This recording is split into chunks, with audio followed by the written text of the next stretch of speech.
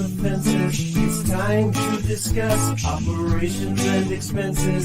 It's time, it's really time to elevate small businesses. It's time for Joe to drop his knowledge, it's relentless. This rhyme of mine is getting a bit ridiculous. So here we go, we're live with Joe. Enjoy the show.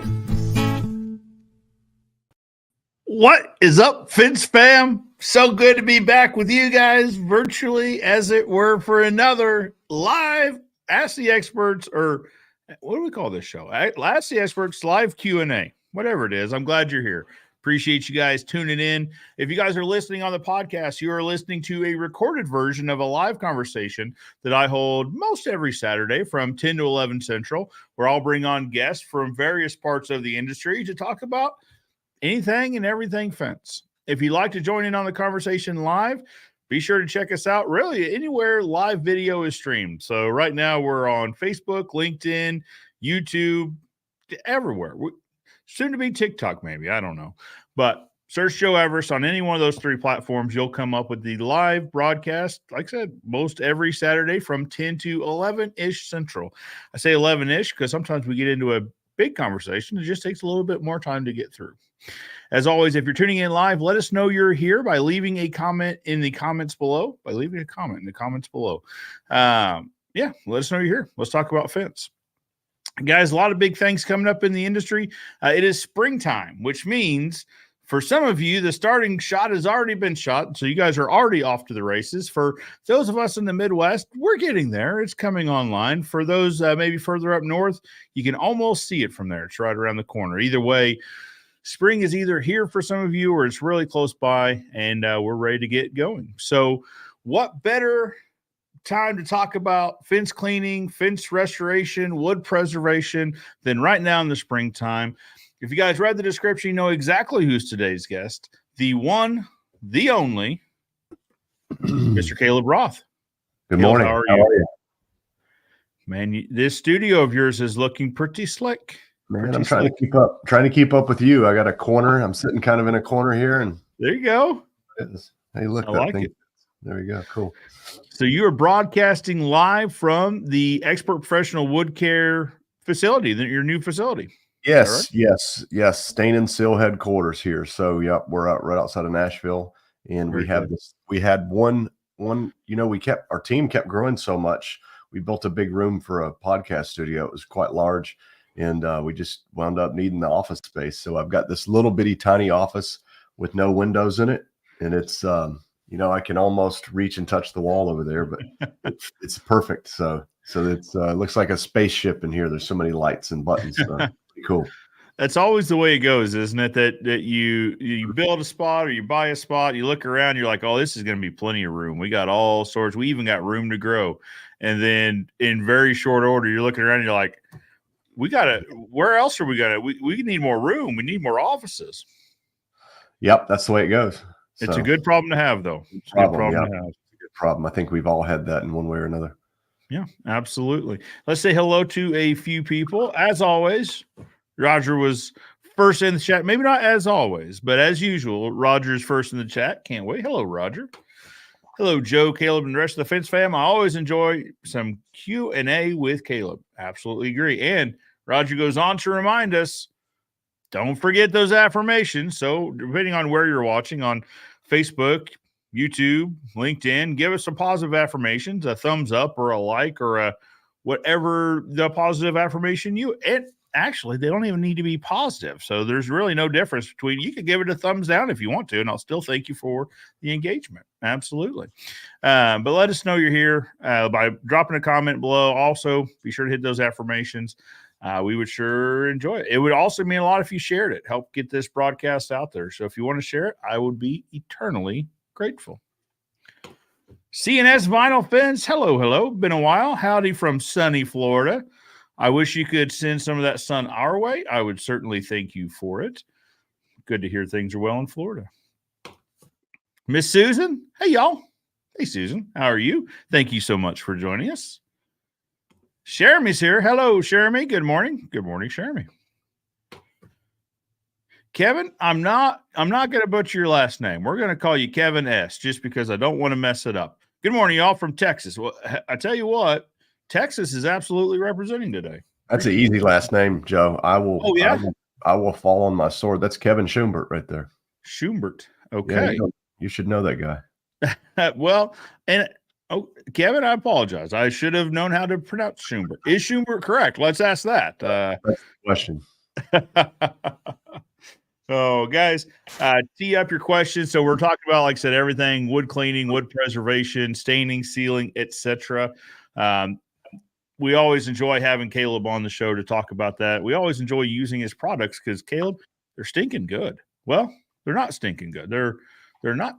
They don't stink, but they're good. Well, thank you. I apologize. I really meant to deliver that much better. I'm going to rehearse that. And then next time you're on, I'm really going to nail it. That's the way it goes. That's the way it goes. How goes the world of staining? Are you guys starting to see kind of the spring push come in? Yeah. It's time. It's a busy season. There's always, that part of the year where it's up and down, before it fully launches. But I think we're pretty much there. We still have some cold weather here and there. I think it's maybe 40 degrees here today. But overall, nationwide, worldwide, I mean, guys are doing more stain work, so it's time to go. Yeah, isn't it crazy? This is the time of year where it's 45 now. It'll be 72 this afternoon. It's crazy. Yep. How goes the wood staining's coming on? Are you seeing the same thing with cleaning and neutralizing products as well? Yeah. I mean, I think so. For those that don't know, we have Stain and Seal Experts. Got to get my left from my right. Everything's backwards. Stain and Seal Experts service business, and then we have Expert Wood Care, which is on my shirt. Everything's backwards. Products. So we do the service and we sell and make and sell the products. And so we're seeing it on both sides. We're seeing, a couple of weeks ago, we were hearing about a lot of guys say, well, it's a little slow, and people are very conscious about, they're getting a lot of bids. And I would say that's normal for March. That's normal for February and March. And now we're not really hearing about that as much. We're hearing, oh yeah, it's busy. It's picking up and taking off. So I think it's go time, There's going to be people that struggle in every market, but there's going to be people that do really well in every market as well. So I think it's time for us to get in gear, turn the machine on, and let it go. And spring is really the push, at least for us, for the cleaning process to get into staining. But every spring, we typically start reaching out to wood customers. Hey, we'd love to come out and clean the fence, get it fresh for you before, backyard barbecue season, graduation season, wedding reception season, before all those show up. We'd love to get your fence clean for you. Maybe talk about staining it if it's not, restaining it if it is, just giving it a maintenance coat, a touch-up coat, that sort of thing. Is that typically what you guys see throughout? It depends on the operation. I do know that anytime you have an extreme weather change from real cold to real hot, that's when your fences tend to warp, crack, and twist. So it's always a good thing if you can, before that hot weather really picks up, if you can go ahead and stain it with an oil type product that will go into the wood and soak in. It'll keep the wood grain from separating. It'll keep things like that from happening, and it'll really cut down on the warping and twisting. So we always recommend people to try to get it done before that big weather change, So absolutely, particularly in our market, I grew up in the South in Tennessee in the fence business, and man, we built a fence in January, and April, May rolls around and it gets those hot days, those things will warp really bad. So anything you can do to stay in front of that, it's always a good thing. Absolutely. We're seeing a lot of treated pine fences go up in our market, and that part is not unusual, but I'll tell you, the materials right now in our market, I understand treated pine is different in different markets. Here in the Midwest, the treated pine is really cupping bad this year. We've seen a couple fences, at least the neighborhood next to mine's getting built. So these houses are maybe a couple months old. So the fences can't be any older than the house. And it's right by the road. I drive by it every day. And those boards just kick off my OCD because they're already cupping. And so it looks like little ridges going just right down that fence. Especially when the sun's hitting them just right. You can see every shadow, every ridge and every valley. Absolutely. Yep. Absolutely. That's the way it is. The lumber business is a strange business. I'm new to the actual lumber business, and it seems to me like the lumber business is in a constant state of emergency all the time. It's either there's too much material or there's not enough material. There's never seems to be just right on time. We're just moving along like normal, you know. A nice equilibrium there. Yeah, it's like I wonder why that is, huh? You know, Interesting. the way it goes. It's almost like there's a bottleneck somewhere. Yeah. Yeah. So we've gone back to just offering cedar. We go back and forth on this. We've offered pine off and on in the past, but I mean, ours, we buy ours from a different source than a lot here. You know, a lot of the pine boards come from the home stores, right? The DIY big box store sort of thing. And, but I'm seeing enough pine fences already just really start to get crazy that we moved just straight away to cedar, back to cedar picket, cedar rails, steel posts, that sort of thing. The benefit of that is we can run every bit of that through our pre-stain machine, right? Whether we're dunking it or running it through the Expert Professional Wood Care stain machine. That way, before the boards even get out there, they're already coated, already stained and sealed, already protected. What species of cedar are you running? Red cedar. So Eastern red cedar is what we're running the old along. juniper tree. Man, when I was in the fence business, we had a lumber mill down the road. It was called Grant Cedar Mill, and they built porch posts for log homes, and they were out of Eastern cedar. And we went to them and we said, "Hey, would you make some 2x4s and 4x4s and fence pickets?" And they said, "Well, we don't have a bandsaw, so we can't do pickets, but we'll do 2x4s and 4x4s for you, 6x6s and what have you." And so we started building fences out of that, and we put cypress pickets on it. And man, it made the most beautiful fences. They last a long time. Posts didn't hold up forever. So I think post saber sleeve would have fixed that problem. But man, you talk about a really gorgeous fence and a readily available material. Yeah. Well, and that's what we're going to, readily available is right. I mean, and that depends what part of the country you're living in, but for us in the Midwest, it's everywhere. Everywhere here. Yeah. So pretty readily available.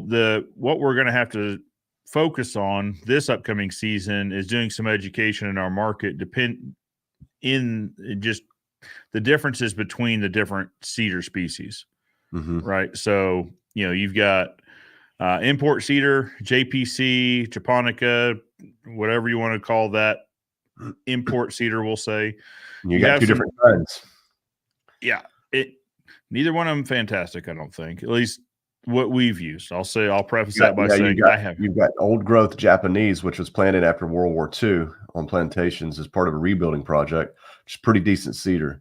And then you got this stuff that's grown on plantations in China that's really, really fast growth. And so there's a lot of these Japanese cedar companies sell them as the same material, but they're not the same material. And so that's one to look out for. Well, that's what I was going to ask is I guess you would have to order a sample in just to see what they're selling. Yeah, you get good at identifying it, just looking at the end grain and stuff. But that's a problem. I'll tell you a really good species that not a lot of people use is Eastern yellow cedar. Okay. I'm sorry. Alaskan yellow cedar. Alaskan yellow cedar. It's very dense. It's very heavy. It's high altitude cedar, so it grows slow. And man, you talk about some really good stuff. It was sent before COVID. It was primarily a Japanese market. They would send it from Alaska to Japan in a 4 1/8 size. So your 4x4s would be like 100. I think it's 105 millimeters. It'd be 4 1/8 inch. But that's incredibly heavy duty, incredibly dense cedar. It's gorgeous. It's yellow instead of red. So so people look at it and they think, well, it looks like pine, but it has the wood grain and the characteristic of cedar. And but when you stain it, it looks like Western red cedar. It's gorgeous and really good product. Okay. And your Pacific Northwest guys will probably know about it. Sure. Canadians will probably know about it, but yeah, it's a neat product. Interesting. You get it here. Well, so that's just a different one to talk about then too, is when we're trying to talk about the differences. A lot of what we've got in our market is what's being called incense cedar. Yeah, man. And if you want to show some of this on the show, I got a whole box of all this stuff I can go grab right around the corner. Do you really? Yeah. Do you want to grab it real quick while I talk about it? I'll be right back. So the differences in cedar, and the reason being, so in our market, we've got a lot of the incense cedar in our market. And so we're running into customers saying, well, you're higher than the other bid, and the other bid was for cedar. But when we drive by later on, you realize it's incense cedar, and you can tell it's incense cedar, or I would assume it's incense cedar because it's white to silver, really maybe light gray, you might call it, instead of going to a darker shade that you would see in like a red cedar, because it's a blonde board to begin with.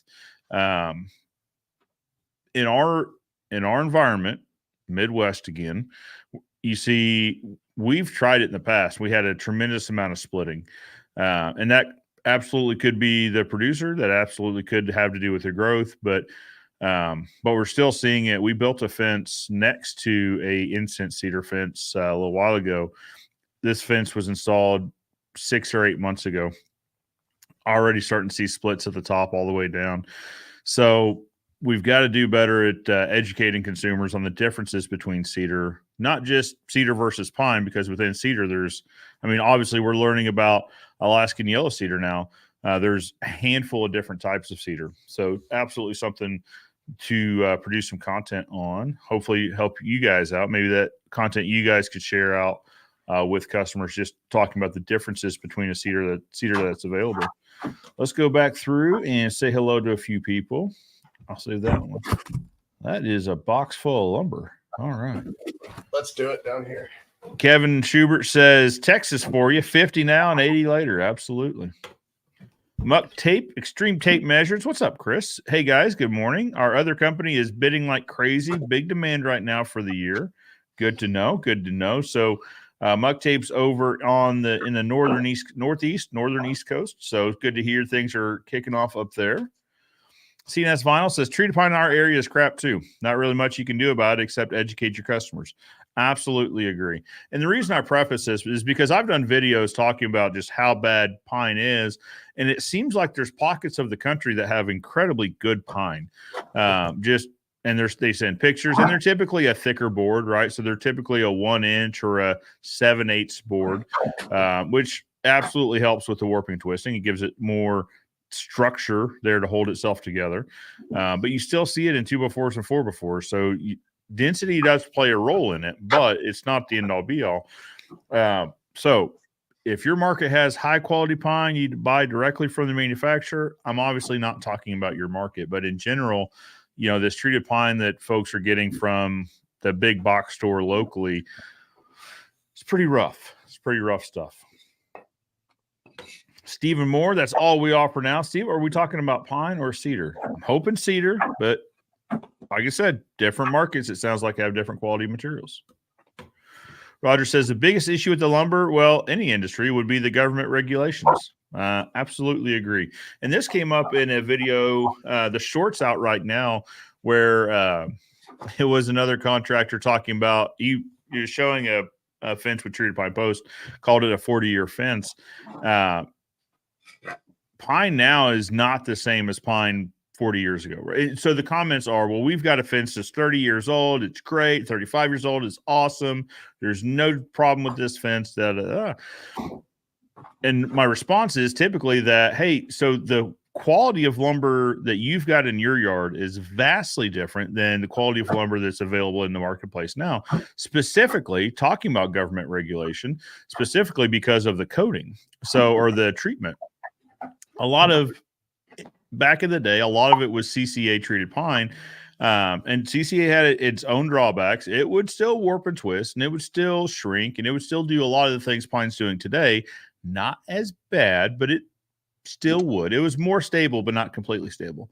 There was a study. There was some sort of, they did some math and wound up thinking that, hey, this could create. The story I heard was that they did a study on picnic tables, because picnic tables were made out of treated pine, the CCA treated pine. And the study was, if a kid had licked their hands, ran it across the table, and licked their hands again so many times a day, so many days a month, so many months a year, they would have an increased risk of cancer, which, the way research works, I think if you did a study in the right way, you could prove, drinking water causes cancer or something. But all that being said, CCA was taken largely off the market. And I say largely because there's still some exceptions. I believe they're agriculture and like a saltwater application. So piers, boardwalks, that sort of thing, I believe, are the two carve outs for that. But for the fencing industry, we don't have access to CCA. So ACQ is in the market. MCA, I believe, is another one. ACQ is large in our market. But you're right. So government regulation took CCA off the market, and they were trying to replace it with ACQ, MCA, and all the rest of them. And it's just not good stuff. It's not quality lumber.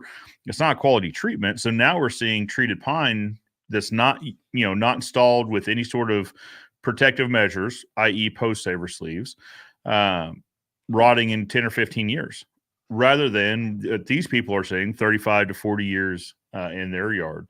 So not all lumber is created equal, especially not stuff from the good old days. I think it's very rare to find a 35 or 40-year-old fence anywhere in most residential areas nowadays because it's so new. So 15 years ago, we were having fences that would fall down after 7 years with treated pine post. Yeah. I mean, 7 years, that was many years ago, and the treatment's not as good now. So, yeah, we've got pockets. We're replacing a fence here in a few weeks. I went and looked at it, and it was a really old fence. So it was so old that the treated pine pickets were starting to rot from the top. You know what I mean? Where you'll start seeing the ridged tops, or I was like, man, I haven't seen a fence like this in forever. And they said, oh, we think it's about 20 years. No, this fence is older than that. This is probably a 35, 40-year-old fence. By the time the pickets start rotting from the top, they've been there for a minute. But you're right. It's fewer and far between. You just don't see that today. You don't see a 40-year-old fence, a fence planted today. The average 10-year-old pine fence of today looks like the average 40-year-old fence of 25 years ago. Yeah. So that's something to be mindful of too. They just don't hold up as well. Well, and the customers think they know what they want, right? So, and not all customers that are going for the most economical fence. Like, I just need a fence to last for a few years, this and that and the other. And they're all relatively the same. I just need a fence. A fence is a fence. And so they get wood posts, typically, not protected with something like a post saver sleeve or some sort of form of protection. And then they're totally shocked, to your point, 7, 8, 9 years when these posts are rotting off. They say, I paid all of this money for this fence. Well, you got what you paid for. You only needed a fence for a few years, and you had it for a few years. But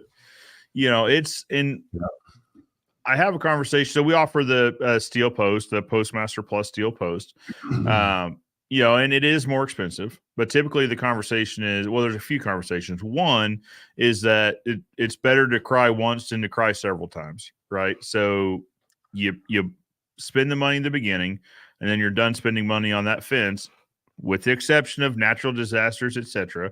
You're done spending money on that fence for a while, especially. Our go-to premium fence is a steel post, pre-stained cedar materials. You're done with it. Clean it, maintain it, but as far as repairs, replacement, all that, you're done for a prolonged period of time. Not indefinitely, but for a prolonged period of time. And when I tell customers that, I say, it's for us, it adds about $5 a foot to the installed price to upgrade to a steel post and all that.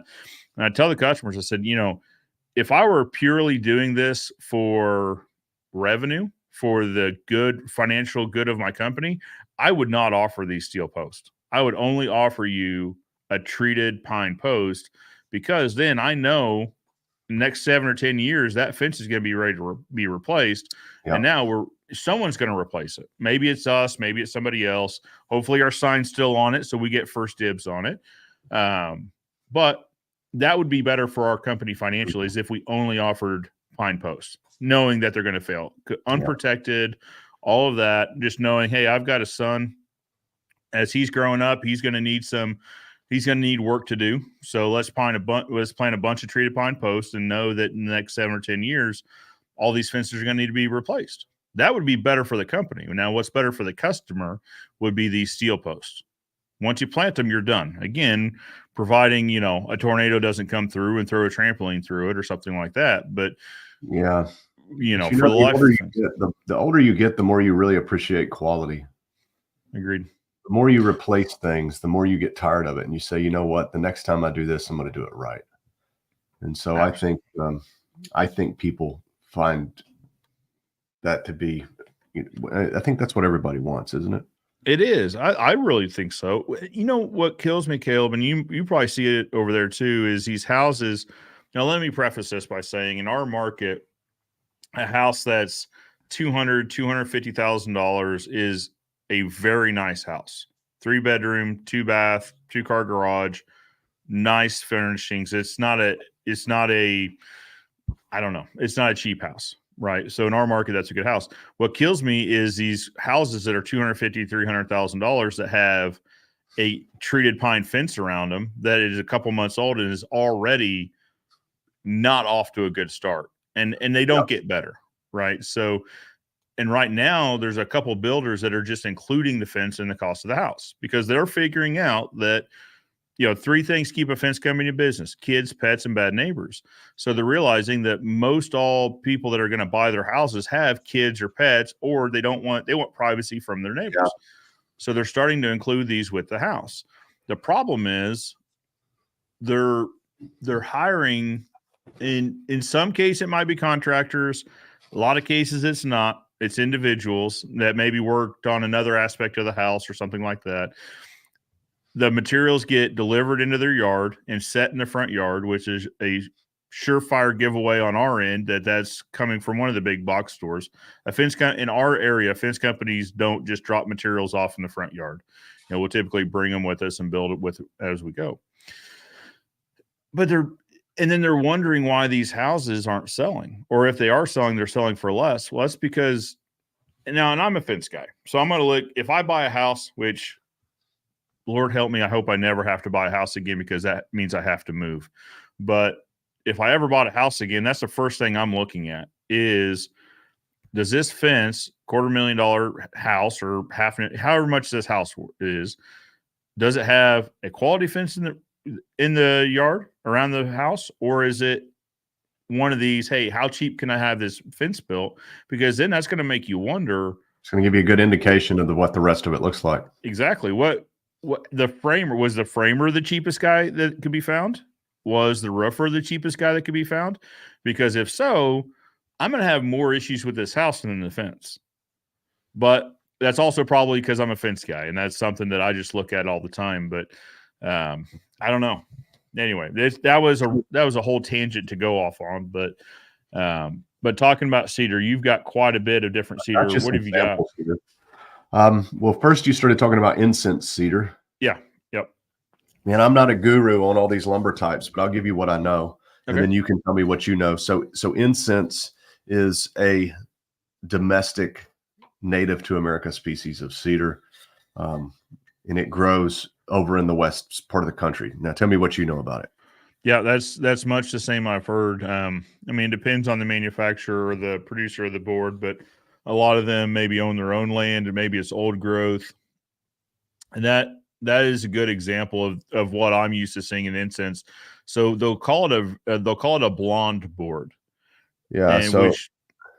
Because they call it blonde because it's not brown. Yep.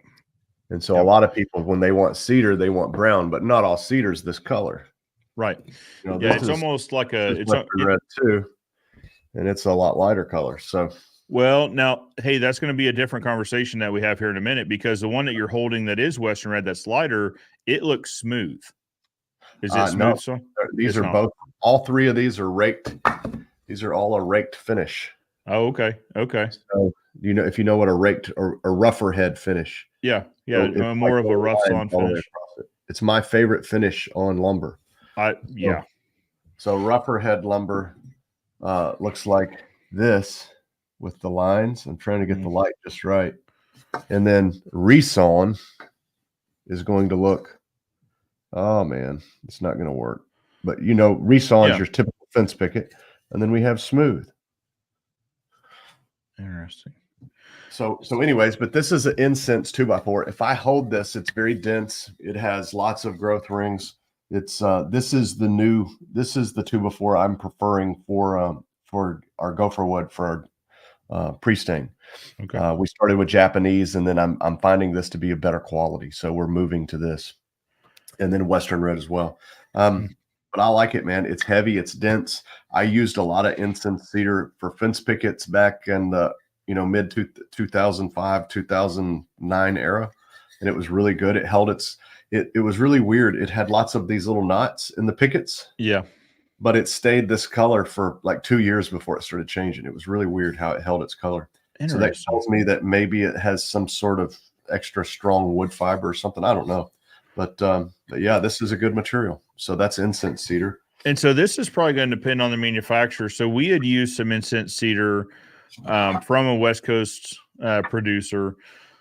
The pickets all ended up splitting at the top. They're usually like 6-inch splits kind of all through the top, which and that's ultimately what ended our relationship. Was we had been ordering truckloads and they were great, they were good, and then I think this was right around the pandemic, early in the pandemic, the quality started getting they showed up with splits. We hadn't even put them up yet and you could see splits, and that's probably rushing through the process. That's probably younger growth. The quality on a lot of stuff took a hit during COVID.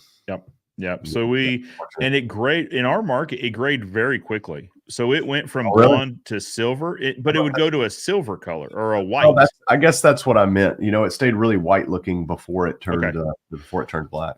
And that's the dead giveaway for us when we're when I'm driving by or we're walking up. If the boards are white, it's incense, or maybe it's been recently cleaned and bleached or whatever. But if it's white, it's probably incense. What do you got there? Western red? I got a Western red 2x4. And someone told me once the difference in the dark cedar and the light cedar. I think one is coastal and one is inland where it's grown. Okay. And don't quote me on that. I'm not sure, but I got another piece here. This is clear cedar, Western red.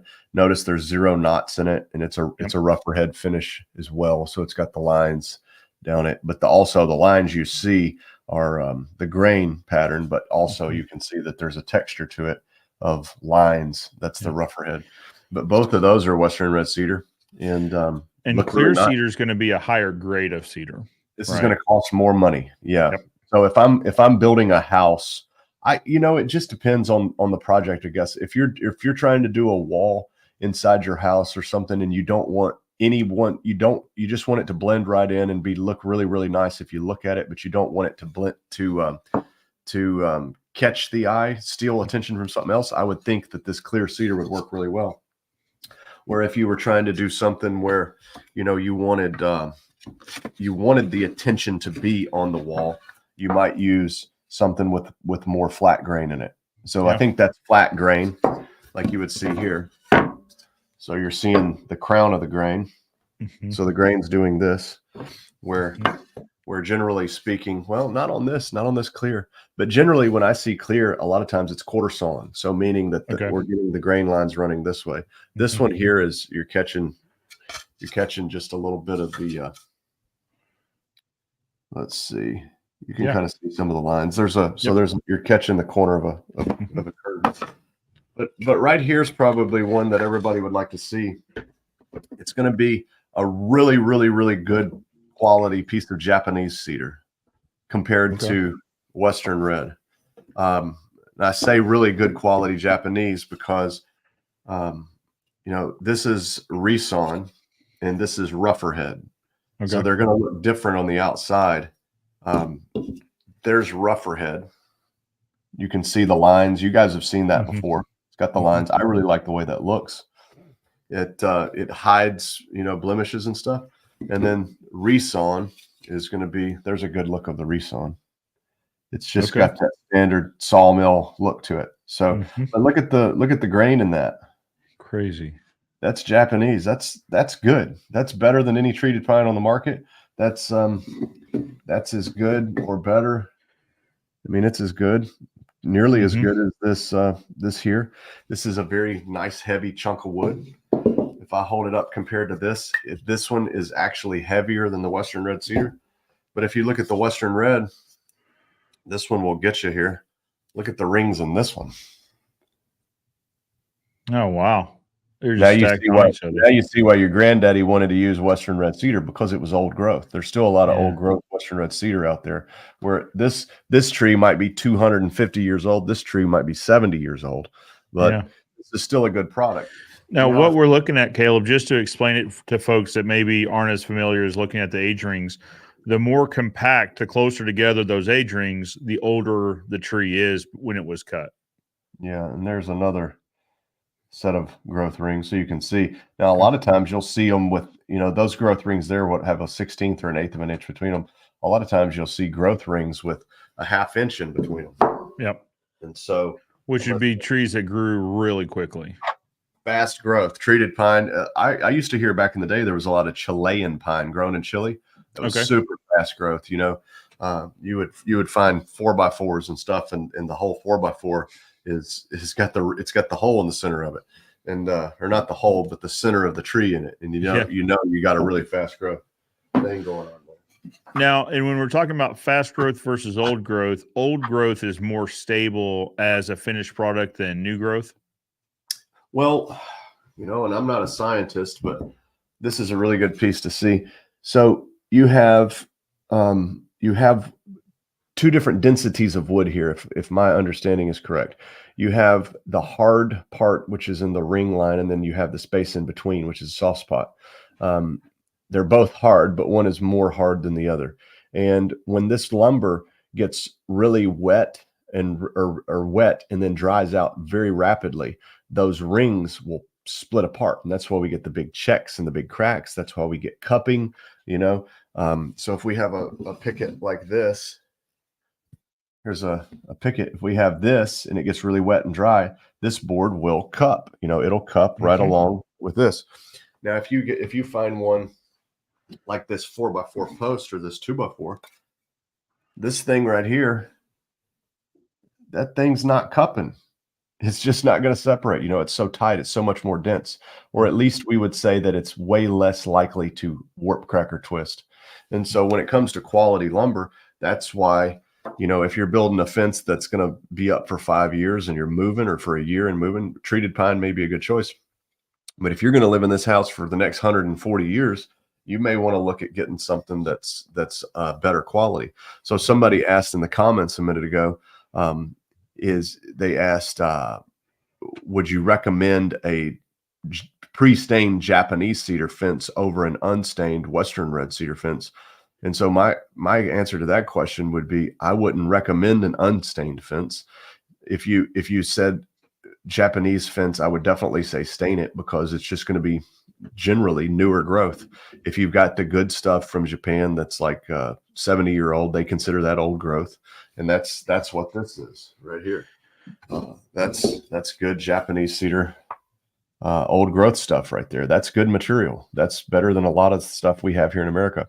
Except the problem is, they'll send you a sample that looks like this, and then when you get the load, there'll be 6 rings in the 4x4 instead of 76 rings. So you got to watch out for that. So if you just need to bear that in mind. It's like, what's the purpose of the material? Like, a lot of people gripe about Japanese cedar. However, they're selling it like crazy. A lot of people gripe about pine, and they're selling it like crazy. It is a tool for a certain job, in my opinion. Sure. And so we pre-stain Japanese cedar. We also pre-stain really nice Western red cedar. And so it really just is going to depend on what you want for the job, like what the customer wants. So I think I would take, it just depends. Like you said earlier, there's really good pine out there. And then there's really cheap, crappy pine. And so I think if you'd learn your species and maybe mentor under somebody who really knows the wood, and they could say, hey, no, if you get this Michigan red pine that's old growth and you build out of it, it's a really quality product. We've been using it for 75 years in this region, and it works really well. That's way different than saying, oh, well, we're buying treated pine that was shipped up here, on a Lowe's truck, and we don't know where it came from, and it warps. You cut the bundle, you got to watch yourself, because a board will flip you in the face. So, yep. But yeah, this is pretty neat. All this different material. I got a ton of it. So let's catch up with a few people, and then I want to talk about, when we're talking about pre-staining, the differences between pre-staining a smooth sawn and a rough sawn product as well. So just to tee that up for you here in a minute. Yep. Let's go back towards the top. Say hello to everybody. So I believe this is where we left off. Rocky Mountain Fence of Idaho. Welcome, welcome. I'm just starting to see the treated pine in our market. We only offer cedar, mostly Western red cedar. Yeah, I think that's smart, and especially if your market will allow that. And in terms of just only offering cedar, I think you're better off for it. My opinion. Again, I understand there's great treated pine in some markets. In our market, cedar is the premium product. You know what's funny though is when you go to the West Coast, cedar there, they're like, "Oh, you use cedar? Oh no, you've got to use what, Caleb? California redwood. Bingo. You've got to use redwood. Oh, that cedar. Oh, like well, you know, so and here's one for you. In England, UK, they have lots of they do lots of decking out of very dense exotic woods, exotic hardwoods. Yeah. And guess what the top tier premium material is? I don't know. It's imported southern yellow pine, treated yellow pine. Really? That's the top grade. And so it's yeah. So it's interesting. Or at least I don't want to say it's the top grade as a total, but I would say in general, there's a lot of people that sell southern yellow pine as a premium product, as a premium offering. But it may be premium there because it's really, really wet there. And so it may be that it has more rot resistance than other thing once it's treated. So who knows? Well, and it might be that if it stays in a wet, moist environment, maybe because so a lot of times the warping and twisting, as you're talking about earlier, is when it gets wet and then it dries and wet and dry and wet and dry. So maybe if it stays in an environment that is more wet, then it stays more stable. Well, if you're going to build a boat dock out of untreated lumber, what are you going to choose? You're going to choose something hard, you know. Yeah. If you're going to build a boat dock out of treated lumber, you're going to choose treated pine all the way. Yeah, of course. Absolutely. What is up, Paul? Hello from Connecticut. Hello, Paul. Appreciate you joining us. Steven says cedar. Absolutely agree. CNS down in Florida says spruce and pine are most popular here. Cedars seem to be out of the price range for the average customer. We try to sell vinyl or cedar. And that's, I mean, honestly, that's probably just due to the shipping costs to get a cedar product down into Florida, just because whether we're talking about incense, Japanese, Western red, they're coming from the West Coast, or at least the Western region of the United States. So they've got to travel across the Japanese. Most of the Japanese comes into Houston. So I think there's a lot of Japanese that lots and lots of Japanese go into the northern part of Florida. So it's there. Interesting. I was for some reason I was thinking they would go through West Coast ports. So they go both. So it'll go in up north Pacific Northwest. It'll go in California. It'll go in Houston. It'll go in South Carolina, and it'll come in at New Jersey. Okay, maybe not in wherever the bridge fell. Maybe not anymore, but it comes in from different places. Yeah, but I know for certain that a lot goes into northern Florida. Very good. Very Jacksonville, Orlando, Tampa. TRS Builds. Hello from Central Valley of California. Hello, TRS. Appreciate you joining us. Caleb, you're the guy with names today. How would you pronounce this username? Catamius. Yep. I was thinking maybe Katimit. No, that sounded different in my head than how it just started coming out of my mouth. Catimius. What's up, Cat? That's a good idea, Caleb. Woo, glad I caught y'all's live. Well, Cat, I'm so glad you joined us. Desiree's here with us. Good morning, y'all. Good morning, Desiree. Good to see you. Rocky Mountain Fence of Idaho. Recently, I was bidding a replacement, and the customer asked why I recommended steel post. I pointed to the fence across the street I installed in 93 with steel posts, and that's still all original. This was the second time they were getting their fence replaced. Beautiful example. Easiest upgrade to steel post ever. Absolutely. If the fence, if treated pine doesn't cost a third of the price of a steel post, if treated pine posts aren't a third of the price installed the steel posts, then they're probably not a great value, right? Because you are going to replace the fence 2 to 3 times in the time it takes that steel. I mean, it's galvanized steel. At least the products I'm familiar with are galvanized steel. Well, or now they'll offer a powder coated version. We've got we've got galvanized steel fence posts sitting out at the fairgrounds that my granddad installed in the late 50s. And that's what I tell people, like, well, what's like, okay, lifetime warranty. Okay. But what's the expected lifespan of a galvanized or of the steel post? And that's what I said. I said, hey, I'll let you know, I guess, but we've got galvanized steel that's been sitting in the ground since the late 50s. I'll let you know when it rusts. And as I say that, I also heard myself say earlier that the products today aren't the same quality as they were in regards to wood. Largely galvanized, the galvanizing process, zinc-based galvanized, is largely the same today as it was 50 years ago. So we've kept consistency there. All that to say, at Rocky Mountain, this is a great example of you can install it once or you can replace it a couple times. Caleb, as I was reading that, though, how funny is it where I go, oh, 93, that wasn't that long ago. I was like, well, actually, it 30 was years it was actually quite a while ago. What's up, Kenny Dugan? Instant Cedar is what number 2 pencils are made from.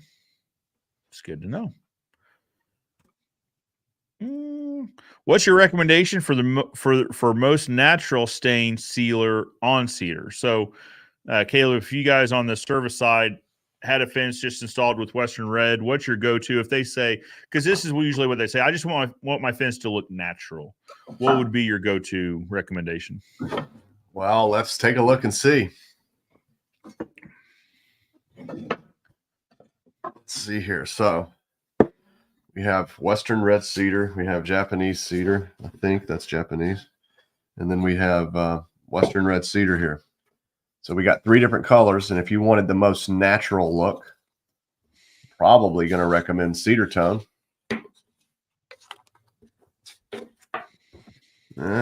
Looks yellow in the video. Does not look yellow here. But there's a Cedar Tone color. Yeah. If you've got a pecan, it's our most popular color is pecan. It's got a little orange to it in the light. It's actually a very brown color. So I'll just offer this insight. What we see on pecan is the more red that is already in the lumber, the more it pops with pecan. So this color here on this piece of Gopherwood sample is this is Japanese cedar, and it is stained chestnut. And so it's a nice color. And of course, when it gets in the sun, it lightens up just a touch. Mm-hmm. But it's a good color. I would say, for me, in my opinion, the pecan's probably the best choice. It's not going to make like this. This is not going to stay this color. The only way to make this stay this color is to put a clear sealer on it about once every 3 months if you want it to stay perfect and never lose its color. Gray, clear sealers allow the wood to naturally turn gray. So, but if you want something natural, if you've got something that's more like this color, I'm probably going to tell you to put the Cedar Tone on it because it's going to have a little more brown to it. And it's going to make it sort of look like this. If you've got this one here, I'm probably going to tell you to put that natural. We've got a color called Natural on it that just has very lightly pigmented, and it's going to make it just give it a little clear with a little color to it. And so it just really depends on what they've got. If you've got Japanese cedar trying to make it look like that, like it's Western Cedar, Cedar Tone should do it. If you have, treated pine, a lot of people put that honey color on the treated pine, and it'll make it look, everything is like really bright in this camera here, but Caleb, that might just be how you're seeing it. On my end, those colors look true to what I've seen them in person. Okay, good. Yeah, so like this board over my shoulder here, that's Western Red Cedar with pecan on it, and you can see it's very, very close to mahogany or chestnut here. So it's, man, I've been picking colors for people for so long that I learned to not pick colors for people. So if anybody asks me for a recommendation, that I'm going to say every single time pecan. It's the #1 most popular color. So I always recommend it, knowing that it's the most likely color for people to like, just based on popularity. But also I've learned that you let people have 2 or 3 choices and then make them sign off on it and set it and forget it. That's it. So we always make our customers just go ahead and sign off on the color right up front. And, a lot of contractors, they wait, they sign the contract with the people, and then the day before the job, they're calling and saying, hey, what color is it? And they get to the job. The customer says, well, I don't know about that color. And they're doing color samples. And it really, to me, comes down to confidence. You have to confidently be able to talk about the colors and give opinions if needed. But you know, if I'll give some opinion, like say, hey, you know, black would really look good here with your house, and what you're doing here, black would look good, and I would recommend it. Or maybe you say, hey, you know, your fence is really your new wood sided barn that you've built that's looking modern. You've you waited 2 years to stain it. Now there's black stains on it. And it's, you know, this type of lumber, it's not going to clean up the way you want. We can't put cedar tone on it, but if we put black on this, it'll look really modern and it'll cover really well. It'll look really uniform. The lighter we go, the less uniform it's going to look. So I think if you just learn how the colors work on different types of wood, and then how certain types of wood will clean up, make you better at choosing the color. And Absolutely. but for me, I'm always going to push the customer to select their color. They pick it, they sign off on the color, they initial it, and then there's no going, you know, once they pick the color, that's the color. You know, we just really don't have those issues here in our company about colors, but what we hear about a lot of guys who do, and I think it just comes down to their lack of confidence. Because they think, oh, is it okay? Is this color all right? And I just look at it more of, this is the color you chose, and that's exactly how it's supposed to look. I said, well, it's a little more brown than I thought. And I go, you're right. But it's exactly what I was expecting it to look like, you know? Yeah. Well, because I think part of this conversation, Caleb, is understanding that no two boards are alike. Yep. Right. So over the course of your fence, there might be 300 boards on this job, and you're going to have 300 different variations of the same color. Yeah. Right? Yeah. So, and even if two boards look the same visually, then when we go run them through the stain machine, they might hold stain differently too, or hold the pigment differently. The pigment might highlight different things in different boards. And so usually we say, you know, there is going to be a variance of color up and down from darker to lighter, board to board, but this is going to be the average of the boards when we're talking about when we're looking at how many color fences are built, and when you look down the average panel, the boards look like this. They're all different. Yep. You know, I know a lot of guys who, when they buy their cedar, they actually grade it themselves, and so all the clear boards they put into a premium pile, maybe 10% of a bundle. And then all of the, you know, the standard boards they throw in a pile that maybe be 60% of the bundle. And then they may have 20% of just really nice looking stuff they'll throw in a bundle. And when you do 100 bundles, you've got 20 bundles of this, you got 60 bundles of that one. And so you can grade it, and then you can sell different grades of lumber. But for all of us normal people who don't take the time to actually do that, when we build a fence, or when we go to a fence staining quote, the fence is built and it might look like this.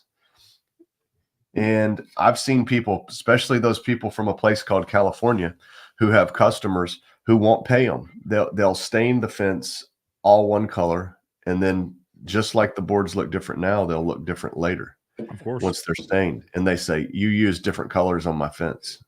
Literally boards side by side, they'll say, you use different colors, we're not going to pay you. Well, that can be handled up front by talking about it, to say, you know, stains are designed to highlight the beauty of whatever is there or whatever is not there. Yeah. And so if it's really beautiful, it's going to show it off. If it's really ugly, it's going to show it off. So right. if you can let people know that up front, I think you can eliminate a lot of those troubles with people worrying about color. And maybe we need to make some transparencies that you can throw over hold up, put on some glasses. You like pecan? Try on the pecan glasses, and then you look at it through the pecan glasses. Not an awful idea. That's actually a pretty good idea. So like I said, when we are talking about colors, and this is how we do it. It can be done differently depending on your situation. We'll typically offer three different. We'll offer a cedar, a chestnut, and a walnut. Cedar, and we'll tell the customers this gives you a light, a medium, or a dark brown. Right? Those are our three preferred colors. Now we have a color deck. We can go all through the color deck, but that would be an additional charge for a non-standard color. But if you want a light, a medium, or a dark brown, we've got all three options for you. We've got samples pre-stained, you know, just that way you can touch and feel it and hold it. Mm-hmm. But because I agree with you, I'm a big fan of pecan. So this year, now we've also got a bunch of chestnuts. So once the chestnut's gone, we're going to transition that into pecan on these. So chestnut looks really good on Western red cedar, but pecan on Eastern red cedar looks incredible because it's highlighting. If it's more red, it'll make the reds pop, which Eastern red cedar comes in purple and then goes to a red, then to a brown. It really helps just lock that into that board. Yeah, there's yellow in pecan, and yellow tends to kill red, so you can balance out some reds with the yellow that's in the pecan. So that's probably got something to do with it, because you get the red that we see in Western red cedar is kind of brown or pink. The red you get in Eastern red cedar is like redwood. It's really, really red. So yeah, like I said, it starts purple. I mean, when you take the top picket off, the next picket is purple. No matter how long it sat there, no matter how dry it is purple until UV hits it, and then it starts turning red then brown. Let's take this opportunity, Caleb. We're going to say hello to a few more people. If you've got questions, keep dropping them in the comments. We'll get to them here in just a minute. I want to talk about, though, the differences when we're staining a smooth sawn versus a rough sawn cedar, because those two boards, even if they came from the same mill, they came on the same truck, those two boards will hold stain very differently. What's your experience on the difference between smooth sawn and rough sawn and how they hold stain? Well, the difference is if you spill red wine on a piece of plywood that's smooth versus a piece of carpet, which one's going to hold more color when you wipe it off? It's kind of the same way. So if you look at it under a microscope, you've got a very smooth glass-like surface, and then you've got a really rough, like a miniature rug, a miniature carpet down there. And so with the rough cut lumber, everybody knows that's in the lumber business.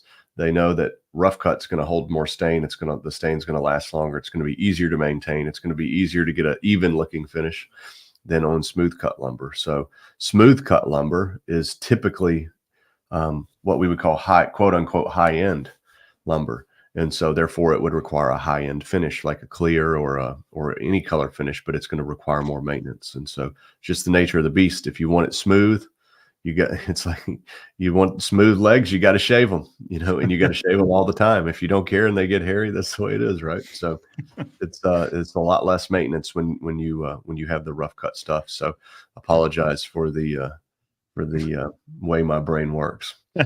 No. So where we saw this highlighted was our 8-foot 2x4s or 2x4/8s were all rough sawn. And then occasionally, if we were trying to jump over a utility or whatever, we'll have some 10-footers on hand, but the 10-footers were all smooth sawn. And so the 2x4/8s were rough, the 2x410s were smooth. And when we pre-stain them, it is noticeably different. Yeah. And so we would dip them 3 times. Dip it, let it dry, dip it, let it dry, dip it, let it dry. And it would get closer. Problem. Yeah, this is a big problem. So a lot of guys, we do Gopherwood with a rough 2x4 for a very specific reason. A lot of pre-stain people that do pre-stain, they'll do this beautiful fence, and then every runner stands out like a sore thumb because it's 3 shades lighter. Yeah.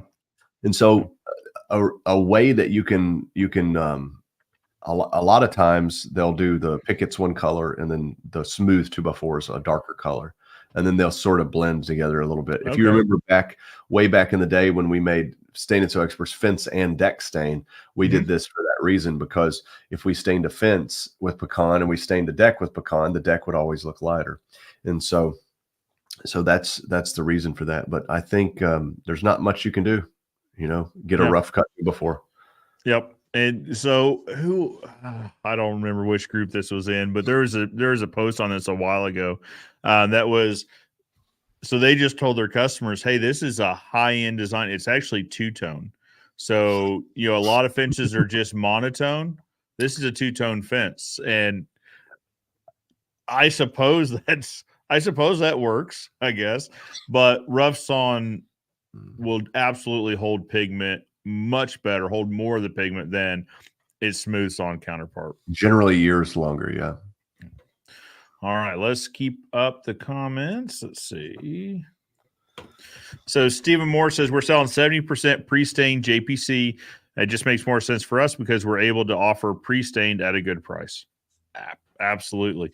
And so, Caleb, let's pause for a shout out opportunity here.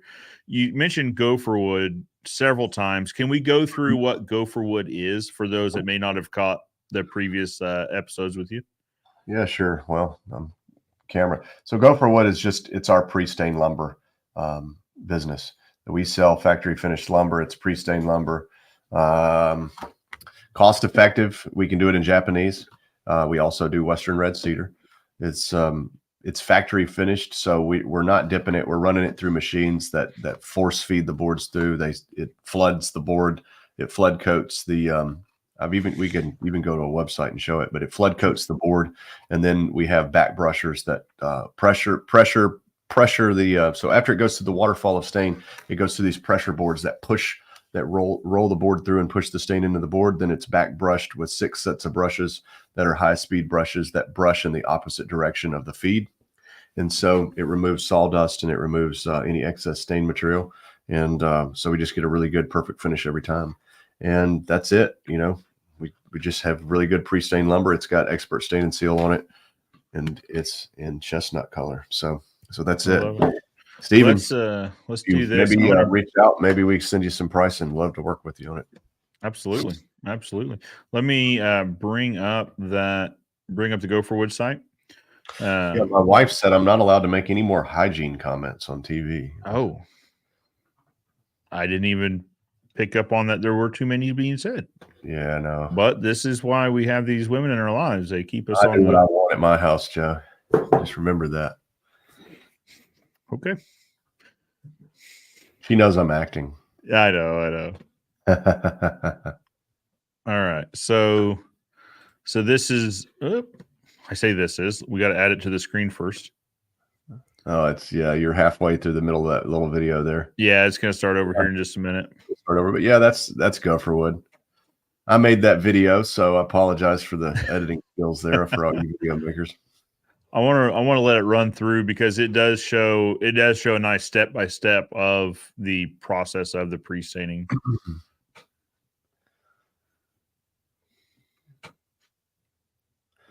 So that's boards being fed into the machine. Trying not to give away too many secrets with it, but that's what the flood is, and you get the rollers behind pulling it through, and then that's coming out the other side. It goes through it goes through 6 sets of rollers, or 6 rollers, 3 sets of rollers. Gets the top, bottoms, and sides. Very good. And this is how it comes over. Yeah, gets all the ends. But that's it. That's very good. It looks really nice. So it is a great option if you want to offer pre-stain but don't have the facilities to do the pre-staining in-house. Gopherwood is a great option. Or if you just, we go back and forth on just offering distributing Gopherwood because it is a mess pre-staining your own. It doesn't matter how you set it up or what process you use. It tends to be a mess. Well, we can make that dream a reality, and also you can get it at some Stevens Pipe and Steel, some Fence and Supply Group locations are kicking it around. So if you ask them, they'll probably jump on it. Imperial Fence Supply down in in Atlanta, Chattanooga, and they're going to be in Huntsville. So, and hopefully, we're working on some different ones. So if you've got a fence supply house or somebody that at one, we'd love to work with them. Yeah, absolutely. Just ask them if they could carry some Gopherwood. That way you don't have to inventory it there in a lot in a truckload quantity. You could bring it in maybe by the pallet quantity, or you can buy it from them. Ozark Fence Supply. It would be a good place for it to be. There you go. Absolutely. All right. Let me see. Where were we? Trusted Fence. What's up, guys? What's up, Trusted Fence? How are you guys? Andrew says experts have stain called natural. Okay, this is what we're talking about with the natural. Longhorn Fence and Supply of Southern Idaho. We haven't seen much pine, but JPC pickets are normally paired with Western red cedar post or steel post down here. The JPC natural color diversity is beautiful. There we go. Roger Stevenson says, in my part of Texas, city codes will not let you use wood posts of any kind. I think that's smart. Except for the guys building privacy fences on 055 steel post. Well, that's a whole different. Yep, absolutely. You see these 8-foot tall fences. You see a lot of them in Texas, like Dallas suburbs and all that. Of these massive fences, 8-foot tall, solid privacy. There doesn't seem to be regulation in Board terms of on like board, post spacing or anything. 055 post, brace or tension bands to hold the 2x4s onto the rail with one screw through it. I've seen some things down there, but I've also seen some extraordinary craftsmen down there. Like Hancock Absolutely. Fence does some incredible stuff. There's some DFW guys doing incredible stuff. A lot of great installers down there, but there's also a lot of guys that look, it's kind of like the Lamborghini with the 4-cylinder in it. You know, when you look at the front, you go, wow, what a beautiful fence. You walk out back, you go, ooh. It's all for looks then, all for show. Yeah. But I do like the fact that city codes are starting to recognize that wood posts, when not properly protected, just aren't a long-term solution. Billy Grove, what's up, Billy? What's going on, guys? Hello, Billy. Appreciate you joining us. Krista says, hello from Oklahoma. Hello, neighbor. I'm about to build my first fence, 550 lineal feet. That's a heck of a first fence. And would like to ask, do you guys think after doing the research, a homeowner could build a respectable fence? Yeah, absolutely. I think so. What do you think, Caleb? Yeah, man, I think so. I don't think so. I know so.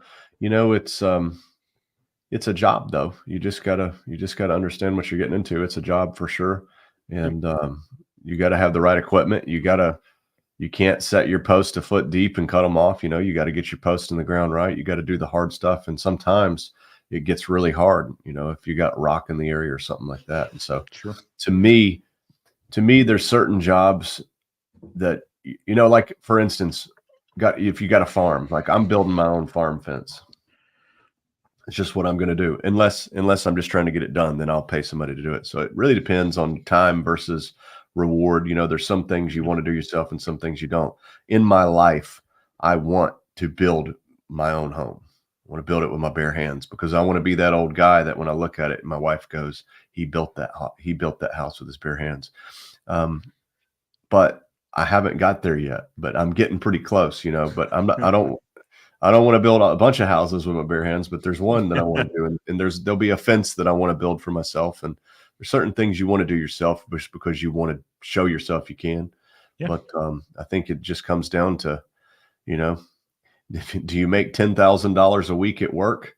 If you do, you might just want to pay somebody to build that fence, you know, unless you just want to prove to yourself you can. Yeah, I agree. There's a trade-off here, right? Mm-hmm. There's a cost versus time trade-off. But if the question is, you know, can a homeowner build a respectable fence? Absolutely. I mean, if you take your time, attention to detail, don't rush the project. I've seen some great DIY fences. Yeah. You know, and I've also reacted to a few that weren't so great. So, and a lot of times the differentiator there is it looks like it was rushed. There's a lack of attention to detail. You know, I'm sure I could understand how, you know, someone might think, hey, this is, you know, 550 feet. Well, it should take me about a week or 2 weeks to get it done. As a DIY, depending on how much time you have available, but this would be probably a month-long project because you're doing it evenings, weekends, that sort of thing. Don't rush it. Just take your time, plan for it to take a long time. And if it doesn't take a long time, then you're all the better for it. But, yeah, can a DIY, can a homeowner build a fence, a respectable fence? Absolutely. Billy Grove says steel posts are the way to go. I absolutely agree. Andrew says, yeah, I live in Texas Panhandle, and it's all 2 3/8 metal post. Yep, and even Dallas-Fort Worth, that's what you see a lot in those 8-foot tall fences. A lot of those are just a 2 3/8, or those 8-foot fences are 2 3/8 posts, just exposed posts. Andrew says, hey, guys from Kentucky. Hello, Andrew. This might have been before we covered it, but Caleb, is there a clear sealant? Yeah, everybody, you know, a lot of companies make clear sealants. Expert Stain and Seal's got a clear. We got 2 different clears, one for like log homes and one for fences and decks. The thing about clear is you got to tell your customer clear sealers allow the wood to turn gray naturally, because a lot of people want it to turn gray naturally. And so it's very, very difficult to find anything, if not impossible to find anything that's going to keep wood fully exposed to sun to look like this forever. It's just almost impossible. And so a clear sealer will not do that. It'll do it for a little while, but then it's going to turn gray. But you're going to have yearly maintenance with that. Where if you did like a semi-transparent stain like this, you might only have to touch it up every 3 years or 4 years. So just be mindful of that with your customer. The magic word is clears allow your fence or deck to turn gray naturally. And people get it. It clicks. You know. Gotcha. The analogy I use, and Caleb, correct me if I'm wrong. I hope I'm not, because I've used this for several years, but is that stained pigment is a lot like sunblock, or the SPF rating on sunblock. So if you used an SPF 60, you won't get a sunburn as fast as if you're using like an SPF 15 or a tanning oil or something in between. My understanding is that the darker colors, so the walnuts and the blacks, are more like the higher end SPF, whereas a clear would be like a color. It's the pigment loading. Okay. And so it's the pigment loading. So for instance, we have transparents, semi-transparents, and semi-solids. And cedar is a great example. Cedar tone. Cedar tone is a transparent stain color. Now, it is the exact same color as pecan, except to go from transparent to semi-transparent, the pecan is twice as strong. So all of the sealing properties, and there's just as much sealing property in both of them, but the pigmentation from one to the other is doubled. So pecan has twice as much pigment as this. So in theory, pecan should last twice as much. It has twice as much UV blockers in it than the cedar tone does. Now, they're very similar colors. So that's just the way it goes. So a lot of times when people go, well, I really want it to look like a natural cedar color. And I go, well, cedar tone will be great, but pecan will be even better. Now, I can manufacture this one just a little bit cheaper than I can manufacture this one for. But I'm always going to push them towards the one that costs me more, costs them the same, costs me more, because they're going to get a longer life out of it. Absolutely. So really it comes down to pigment loading. How much pigment is in the finish? So if you start out with a clear, there's no pigment there. You're going to have very little UV protection. If you go to transparent, like these really natural colors, they're designed to really highlight the beauty of the wood. So now we're talking about brand new wood. We want to show it off. So if we get a piece of wood that looks like this, has beautiful wood grain, let's put a transparent color on this, because it's really going to show it off, with the understanding that we may have to keep this touched up every 2 years, 3 years, something like that, to keep it looking good. If you want it to really look good and you got the money, just put a coat on it once a year and it'll look outstanding forever. Now, let's say you got something like this. That's just, some people may call that beautiful, and some people may call it not so beautiful, because there's knots in it. There's what is that, heartwood and sapwood. And so this might be a good opportunity. If you put a transparent stain on this, it's going to look, you're going to really notice it's going to highlight these two differences. Where if you put a semi-transparent, it's going to really blend this in, and you're still going to see the wood grain, you're still going to see the knots, but you're not going to see this variation near as much here. So it's going to smooth it out while still letting the wood grain pop. And so that's going to last a lot longer, and it's going to cover some ugly up a lot better. And then of course semi-solids would be, the fence that's got new boards and old boards, or maybe you just want a funky color like a gray or a green or something. And then that's where you would use these, but those have even more pigment, so they're going to last even longer. So when we're talking about cedar R3 right now, cedar, chestnut / pecan, or walnut, does walnut have more pigment loading than a chestnut? Yeah, so walnut has slightly more, but the only difference is the tinting. So chestnut, if we tint it down with a little bit of black, we're going to get it darker. Just like redwood, we would tint it down to make mahogany. And so it's no different than going to the paint store. We're just putting a little more pigment in the bucket to make the color that we want. and that's it. So there's not going to be a significant more amount of pigment in there. Okay. Now, but if you move up to, one of these type colors, you're going to get a lot more. You're going to get more pigment. And then, of course, you go to our log and timber oil that we never talk about. It doubles in some colors triples what we have here. And so that's going to be a more high-end finish for log homes, timber frame homes, mass timbers and stuff. That's really going to give you a long life. But it comes at a cost. It's about twice as much as a regular bucket of stain. Makes sense. Well, Stephen picked up on the pecan and cedar looking very similar. Oh, yeah. Yeah. Good to know. Al Martins, we know this guy. Hello, Al. Good morning. Nice show, guys. Hello, Al. Hey, I got an idea. Yeah. Why don't we give away a stain brush on this show today? Yes. Let's do that. Yeah. Just give away a stain brush. You've got it. Well, you take a few more questions. I'll go get the brush that we're going to give away. We'll just give it away. Yeah, we'll say hello to a few more people. So, guys, get ready. We're going to figure out a way how to give away a stain brush. Mark, what do you think? What should we do on this? Giving away stain brush. Should we do a guess a number? Should we do? How can we do this? Yeah. All right. So, Mark, you write down a number between 0 and 100. You think that's? Yeah, that's fine. Okay. Mark's going to write down a number. I'm not looking at it. Between 0 and 100. So, if you guys would like to win the stain brush, start dropping numbers in the comments below. Anywhere between 0 and 100. This will be like if nobody guesses the number, it's going to be closest to the number. We'll say that. All right. Jeff, hello. Thank you all for the information. Very welcome from Baton Rouge, Louisiana. Thank you, Jeff. I appreciate you tuning in. Stephen Moore says, we just bought a full pallet of Expert. That's all we use. We love it. Stephen, you might have set up here, just in case I missed it, what's your favorite color? If you bought a pallet of one color, what color is it? I'm genuinely interested to see kind of what everyone else is having most success with selling colors of stain. Steven says, we're trying to be a dealer for the northern Mississippi, Memphis area. Absolutely. Love that. Noah Divine. Hey, Caleb, Joe, and Fence fam. Hope everyone is having a great weekend and crushing it. Thank you so much, Noah. Appreciate it. Noah and I actually met each other for the first time at Staining University. Man, my years all run together. I want to say it was like 3-4 years ago. Appreciate you continuing to tune in. It's always good to see you.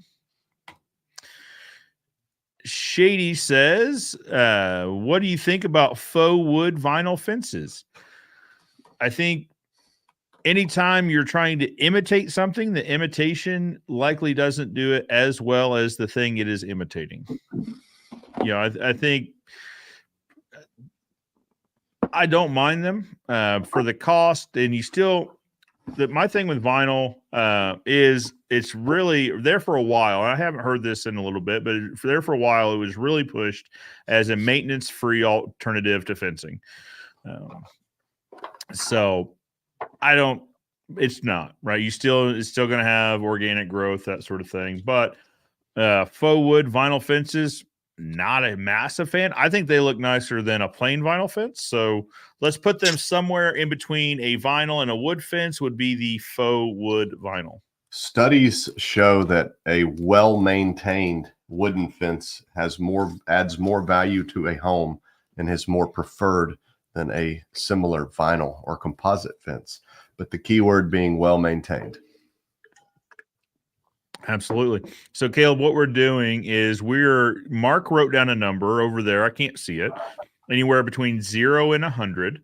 Everyone's entering numbers in the comments, and the closest to his number is going to. I don't even know what we're giving away yet. Well, you already said a brush. Yeah. No, we're going to get more into what it is, but people are already getting numbers in. So I want to clear out some of these comments. So Jeff said, what's that? So here it is. I'll show it off. Yeah, there we go. So Fence Armor built this brush. This for those that don't know, they're like rocket scientists there, and not like they are. Yeah, they're rocket scientists. So they built a cool brush, but this brush is not a throwaway brush. Notice it's blurry. There it is. So this brush has a bracket where you can do deck floors with it. Okay. So you can Yeah. put the brush in at an angle, or you can take that bracket right off. It pops right off, and then you can put a straight handle brush in it. So Very many good. brushes like it on the market, but there's two main distinctions. That is one of them. Straight handle brush. Handle goes in straight, so you can put it on a pole. You can back brush fences with it. You can do floors, or you can put it at an angle, with a long pole, and you can do deck floors with it. So really cool brush, really practical for the average stain guy. But also it's 40% natural bristle. We really wanted to do a 100% natural bristle, but it was sort of cost prohibitive and would put us out of the market on price, unfortunately. But most of these brushes are 100% synthetic bristle. So if you're using an oil-based stain, it just won't hardly hold any, you're dipping the brush constantly to get material. Where a natural bristle brush will actually hold will hold a lot more stain. So it's just more mileage between dips on the brush, between the dips of stain. Yeah. So anyways, that's it. It's a Fence Arbor brush. It's a 7-inch brush. It's big, I guess 2 inches wide, 7 inches. It's a thick brush. Yeah, it's nice and thick. It's really, really a thick brush. So it's a good one. And we sell them. These? Put a link on here. This is about a $50 brush. Okay. But this is not a throwaway brush. Yeah. So It's one that you just clean and maintain. Yeah, similar brushes are real similarly priced, but they don't have those two extra features. So I think it's a good price for a brush. If you want to keep a brush for a long time, you can clean it up. It's studded in really well. It's not just bradded in. It's got nice screws to hold this in. So this is a really really good brush. I don't know the material, but it just based on what I know about wood grain, it looks to me like it's an oak. Like you can see. Okay. The beard brush, it comes, I guess this is a beard brush. I'm not sure, right? You can clean your bristles if you get something stuck. Yeah. But if you look at the wood grain on it, it looks like it's some sort of a hardwood. It's like an oak. Okay. Is what it looks like. Handle looks like oak. Could be hickory. But anyways, nice brush. And we're going to give one away. So very nice. Very nice. Okay. I don't know when you want to give it away. We've got some guesses. Keep your guesses coming in, your number guesses. Brad says, "Morning, fellas." Good morning, Brad. Is this like Price is Right, or if you're over, it doesn't count? No, we're purely going to do either who guesses the number or who is closest to the number, and hopefully we don't have a tie, because then we'll go to rock, paper, scissors or something. I'm not sure. So Al says that the wood on this brush is beech. It's German beech. So okay. I love beech wood because when you drive through the woods in the wintertime and all the leaves are gone off all the trees, the beech nut trees have the orange leaves that they don't fall off. So you look through the woods and you can find beech grows. And where there are beech trees, there are squirrels, if you're an old squirrel hunter. So it's always fun. Good to know. Good to know. All right, let me see. All right, so we've got a link for the stain brush in the comments. If you'd like to do that, click over after the stream maybe, but click over and check these out. All right, so Stephen Moore. So Stephen was saying it was you're getting the brush that they had ordered a pallet of stain. I asked what their favorite colors of expert stain were, and they said we sell a lot of chestnut and pecan. Good to know. Good to know. So we're chestnut now, but once we run through the chestnut we have, we'll likely be switching back over to pecan. I say back over because we used pecan a ton in the beginning. So we'll probably be getting back. Al Martins might be partial, but he says he loves that brush. So Johnny's got a question. Have to do with the angle brace on gates. I understand the reason for wood angle bracing being under compression, but why do steel pipe gates have bracing under compression as well? Probably it's probably people that are used to putting bracing under compression. With steel, if the steel is welded, the weld is going to be the strongest part of the fence or of the gate anyway. So you're not worried about it. Could go either way, my opinion. I mean, obviously when you're trussing it, you're typically installing it opposite, but if it's a welded brace, I think it's probably people that are used to seeing gates with braces under compression. So you're talking about the brace comes from the bottom of the post up yeah, towards sorry. the opposite side. Great point. Yeah. So it's going from the post side up to the latch side. So what it's trying to do is transfer all of that, and it's not energy, but all that weight. Whether Well, I gravity, have a really good explanation on why you would do it on any type of a fence, okay. especially a metal fence, because a metal fence. All right. So do you want your brace attached at the base, which is solid in the ground, or at the top? The top flexes. So Yep. why do we want our brace coming off the top? I want my brace coming off the bottom because the bottom is solid and secure. So your brace is going to come up on, cantilever gates and everything. They always come from the bottom up. And it was, my dad always explained to me because the base was solid. It was coming off the foundation rather than the top, which has flex. Makes sense. Yeah.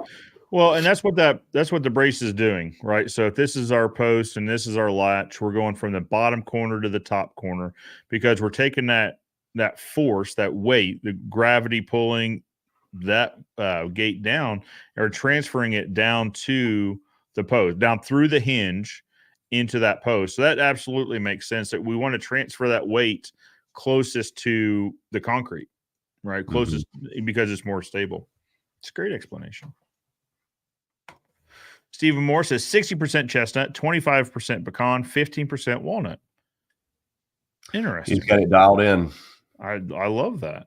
All right, we're getting guesses in here, guys, again. So now, Johnny, how many times did Johnny guess? Johnny guessed at least twice. He said 27 and 13. You got to choose one number. I don't know if you guys specified that on the front end. I did not specify that. So I'm absolutely changing the rules as we go. But one of the benefits of having the show is you get to make the rules. So new rule, one guess. Kat says, laugh out loud. Okay. I totally missed what we're guessing, but I'm going to go with 42. Well, Kat, if Mark wrote down 42, you very well could be getting a stain brush. We've got 19, 99. Jeff says, could you go back to my question? Okay. Jeff, you got it. Let me go up. Let me find it. Jeff Morgan. Okay, here we go.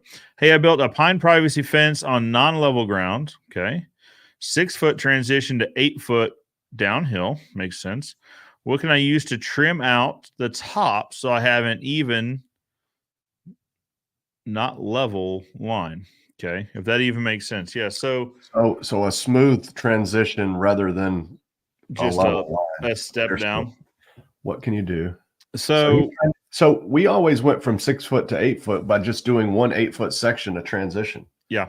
So you would just cut, you would take one panel of fence and you would start with a 6-foot picket on one end, 8-foot picket on the other end, and you would cut each one down by hand until you just got a nice smooth line. You would cut the bottom of the picket and nail it up. Yep. Bingo. Yeah. That way you leave your dog ears intact as you're going down this transition. You can pull a string from one line to the other, and then you flip your picket upside down. You mark it. You cut it where the line was, and you flip it over and you nail it up if it's a dog ear picket. Bingo. Absolutely. Yeah. So Jeff was talking about capping it. 2x4s would be too thick. So if we're talking about cap and trim, so where you would see a flat board horizontally on top of the fence and then some trim work to hide some of that. Bingo.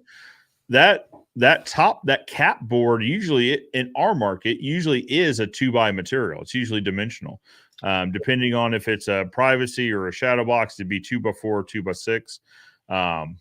If you're wanting to cap it, I don't think a 2x4 would be too thick. I think you got to use a 2x. If you use a 1x on the top, that takes all the abuse of the sun. It's the best way I've seen caps being done. Really, the best is a 2x6, and you don't butt joint it. You want a 45 joint it. Make sure that each board meets like this. So each board you're cutting at a 45-degree angle like trim. That way it'll keep warping and twisting. Because if you butt joint them, they'll warp up, and you'll have the top of your fence look like it won't look very good. Yep. Yeah, I've seen guys use pickets, and they always, it doesn't matter if you screw them or what, they always pop up, or they'll cup, but usually they pop off. All right. Jeff, I hope that answers your question. Lots of guesses. Keep the guesses coming in. And Jeff, you can also, if you don't want to do that over an 8-foot section, you could do it over a 20-foot section. Sure. Just be a lot more cutting of boards. Yeah. You can really decide whatever length you want that transition to be. Absolutely. Brad says, are you all using semi-solids or mainly semi-transparents? So Caleb is pecan a semi-transparent? Pecan's a semi-transparent, and our most popular colors, if you have your top 5 most popular for us, it's going to be 4 out of 5 are semi-transparents or transparents and semi-transparents, and then you probably have one in the mix like sable brown or something that would be in that top list too. And to give you an idea of what that looks like, it's just kind of a very nice medium brown color there. So yep. Well, the nice thing about semi-transparent, the way I explain it to the customer is it lets the character of the board come out, meaning you can see the different transitions between the dark wood and the light wood, the heartwood and sapwood. You can see all the character in that board. But sometimes they don't want to see the character, which is where you go with the semi-solid. All right. Let's see. I want to see a pear wood fence. Should only run about $500,000. I'm not familiar with pear wood. that would be the wood from a pear tree. Yeah. I still am not from. I don't know how strong it would be, because pear trees tend to break real easily. Okay. Al Martin said you could do a graduated curve as well. Absolutely. When we're transitioning. Caleb, this is a great question. What's the best way to clean that brush after using it? It depends. If you're a staining contractor and you use this brush every single day, probably the best way to clean it is going to be just to dip it in a little mineral spirits, dip it in there a few times, wring it out on the edge of the bucket and put it in a place. You don't want to really store it on you don't want to let the weight of it do that, because eventually you'll wind up like you've seen brooms in your closet that you stand up for too long will get crooked tips. You just want to put it in a place where probably up on the shelf where it can just sit there, and the mineral spirits will evaporate out and you'll be fine. That's if you're using it on a daily basis. If you're using oil-based stain, like Expert Stain and Seal, you could, in theory, leave it, just wipe it down, wrap a rag around it or something like that and use it the next day. But mineral spirits will make sure it lasts a little longer. If you're using it like once a year or something, or a one-time use, you could definitely still use mineral spirits. You could also use soap and water. And if you're using a water-based or a latex type product in it, it would be soap and water cleanup as well. So it's going to be the same type of cleanup you would use for any other brush, paintbrush or stain brush. This one's just going to work. You're going to just notice it goes a lot further and carries a lot more stain when you're using an oil-based stain because of those natural bristles. Okay. All right. And then Al added that it also comes with a comb that you showed earlier. So that could also help clean that out and make sure your bristles are. I'm pretty sure. But only do that when it's new.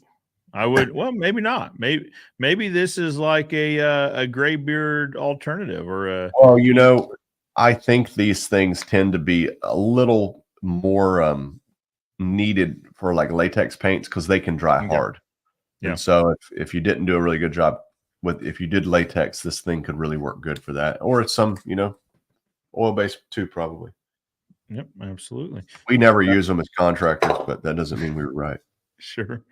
Johnny says we usually have people ask for white or cedar. Good to know. White's tough. We got a whitewash stain color, and it's exactly what it says, whitewash. There you go. Mark, you've seen the numbers come in. Has anyone guessed the number yet? We got someone very, very close. We have someone very, very close. If you haven't guessed, get your guess in for the stain brush. We'll give it 2 minutes or minute and a half. So we'll give it a minute and a half, then we'll find a winner. So mineral spirits, dip in, make sure it's clean, brush through it maybe. Or if it's a latex or a water-based, a soapy water to clean and then store it in a dry place upright. Yeah, just think about Bob Ross. You dip it in mineral spirits because that's exactly what he dipped his brushes in. And then you Give it a little thing like that down in the bucket, shake it out, and you're good to go. Okay. All right. Very good. Let's see if we missed anybody. I don't think we have. All right. So Johnny clarified he deleted the 27 after seeing someone else had already put that down. Very good. Okay. So on mine, it just shows me a running tally of comments. It doesn't show me after they've been deleted. So,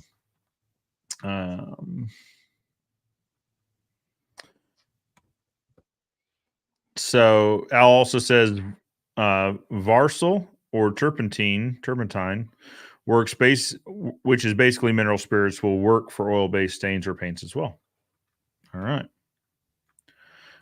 All right. Seawolf is saying, I've changed my mind just like Joe changed the rules. Okay. So number 13, we're locking Brent in for lucky number 13. Yeah, when we no longer have someone really close to the number, so we're gonna have to extend it. Oh, yeah. Boy, wouldn't that be something if the answer was like a 6 or something? That would be a shame. All right, Mark. Okay, so we use a random number generator. Random number generator. And just one number off. The winner is 87. Brad, very good, very good.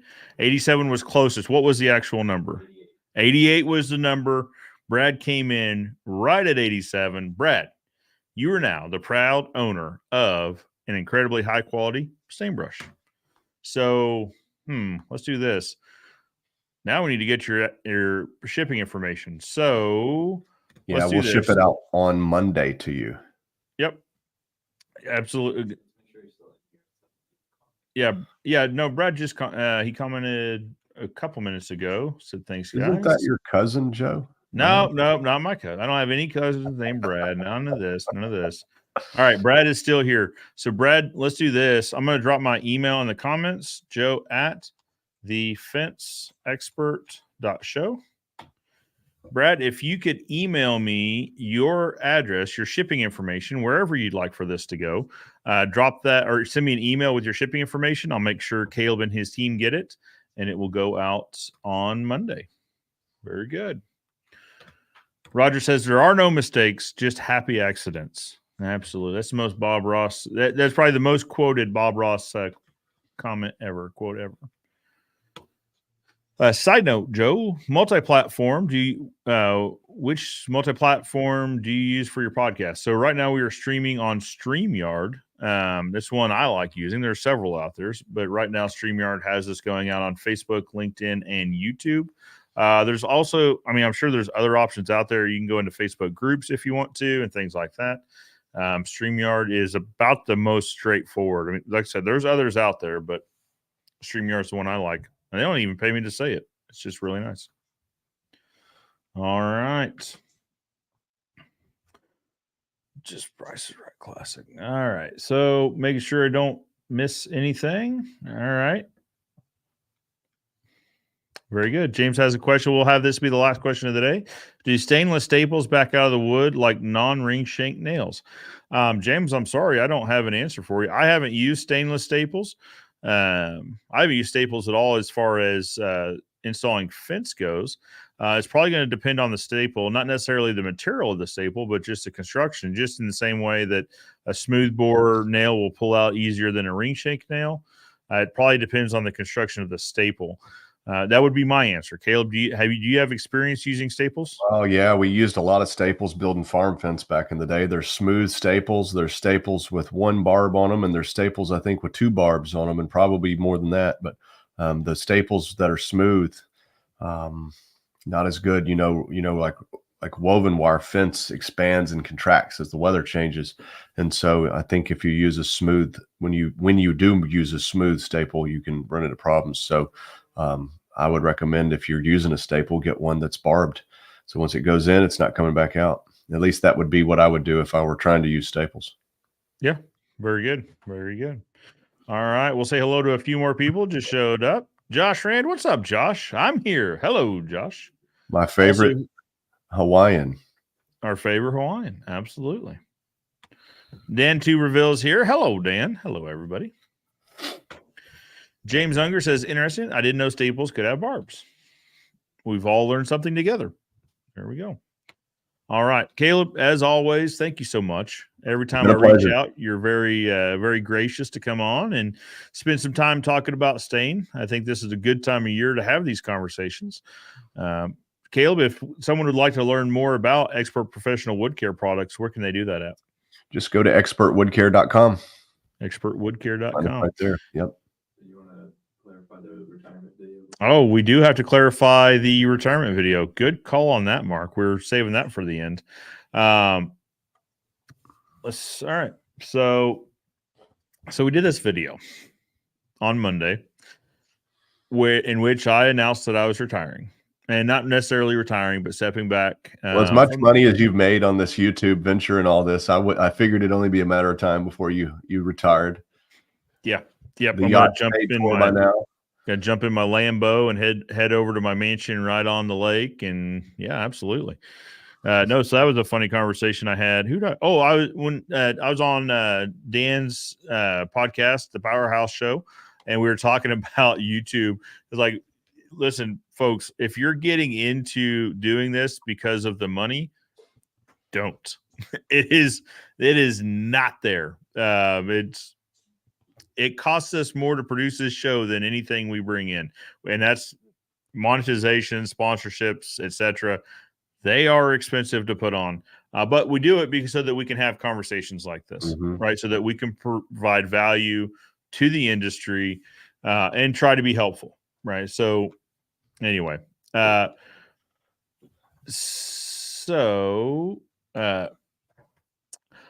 was an April Fool's thing, and I sold it too well in the beginning and at the end. So when Dan and I were talking on the show, he's like, man, you had us confused because we thought you were serious in the beginning.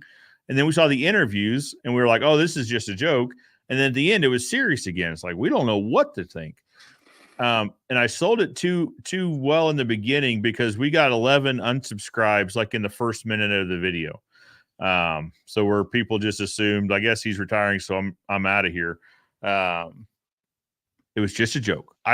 Knowing what I know now and seeing the comments I've seen, we should have left it maybe like a blank space at the end, just like a prolonged outro. And then I come back and I say, just kidding, or something like that. But it was an April Fool's joke. Absolutely. I should have been sillier with it, I guess. Or at the end, like made sure everyone knew it was an April Fool's joke. Just kidding. Now, that being said, I think you will start seeing more team members on the show. So if you guys remember a year and a half, 2 years ago, we did kind of Week in the Life where every week was a different kind of what's going on at Ozark Fence, starring different people, different team members here. I think we're going to start getting back to that, not in a week in the life, but like in a month in the life. Week in the life, here's the problem with that is once we've shown you guys kind of what we do, that's what we do. It's every week. It's much the same. We're building a fence. We're doing this. We don't do a ton of custom, unique fences. Once you've seen what we build, you've pretty much seen what we build. So we started having to come up with content just for the sake of having content, which is always dangerous. So going more of like a month in the life type. Hey, let's catch up with Eric, see how Shipland 2.5 is going, seeing how our online sales are going, check in with Matt, how's Fab going, that sort of stuff. You'll still see those guys. You'll see Bryce. Now, you'll also see my dad occasionally. I was actually completely surprised that when we were pitching this idea in a marketing meeting, he was on board with it from the start. I'll do it. I want to be one of the people that gets interviewed. Completely shocked. So maybe you'll start seeing more of him on the show. I mean, I think that I would love to see him on here more. Now, the number one request, so I text my dad. I said, hey, good news is you're in the lead. Bad news is you're going to have to come up with a pretty incredible strawberry shortcake recipe because that is what – yeah, exactly. I didn't even see this comment, and exactly. We got to get the strawberry shortcake recipe sorted out. It's funny how one comment in this video, like that, it's what everyone was saying. Hey, I'm in with Jim because I'm here for some strawberry shortcake. So anyway, so Brent's got a question. Could you actually retire, Joe? Who else would you talk to so much? That's probably pretty accurate. Absolutely. Oh, you would come to my place and talk. That'd be it. So, well, and not to let the cat out of the bag too much here, but you and I already talked about doing a little content like this, me coming up, seeing the new headquarters. I'd love if those of you that watched the channel for a while, you saw a couple years ago in that Week in the Life episode where you guys had really, you were mid production. It hadn't just started, but it was under mid construction. So you've seen a brief walkthrough, and then I promised you guys a walkthrough when it was finished. And Caleb and I are comparing calendars, making sure that that we're not totally disruptive to the manufacturing process, because this is a business. It does need to run. But trying to figure out when would be a good time to get up there and show you guys watching at home the new Expert Professional Wood Care headquarters. Yep, come on, let's go. Q2 is here. It's busy time. I love it. Get to see the machine run. Oh, I can't wait. Once you get into manufacturing, you want to see how everything's made. Mm-hmm. You know, like once you've seen behind a little bit of the curtain, you want to see what everything is. So I am absolutely here for it. But guys, so if you thought that April Fool's was serious, I apologize. I should have done a better job at announcing that it was not serious. But it's not. We're going to continue making content and that sort of thing, and bring you guys as much value as we can. So, Caleb, once again, thank you so much for coming on. Yeah, it's really a pleasure, and I appreciate all the interaction here, man. You got a great audience that's always coming on, and let's get down and dirty and talk shop a little more often. I love it. We need a campfire, and we'll sit around and talk about it for 3 or 4 hours. Yes, the answer is yes. I would love to be a part of that. Website, if someone wants to call you guys, that maybe they have a question in regards to like an application, how's that? Yeah, absolutely. It doesn't matter what stain in the world you use. We're here to help. And so that would be Expert Wood Care. You can call us at I'll give you the local number, 615-785-1861. Okay. And that brings you to Stain and Sale Experts, which is service, store, wholesale, distribution, Gopherwood, you name it, it's all there in technical support. So if you need us, call us. We're here to help. I love that. You guys, your team, Caleb, is so incredibly helpful. I mean, you guys are leading this team right, just because I know you personally, and I know the care that you put into this. And when I'm talking to team members, I get that same level of care from them that I get from you.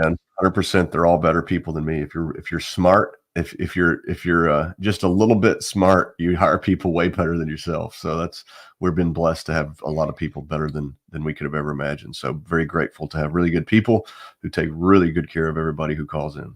Agreed. One thing also I'm really surprised with you guys, or not surprised, but one nice thing about doing business with you guys is the stain ships fast. A lot of times we'll put an order in and within half an hour, I get tracking numbers, I get the order confirmations, the whole thing. Well, you know why that is? Why is that?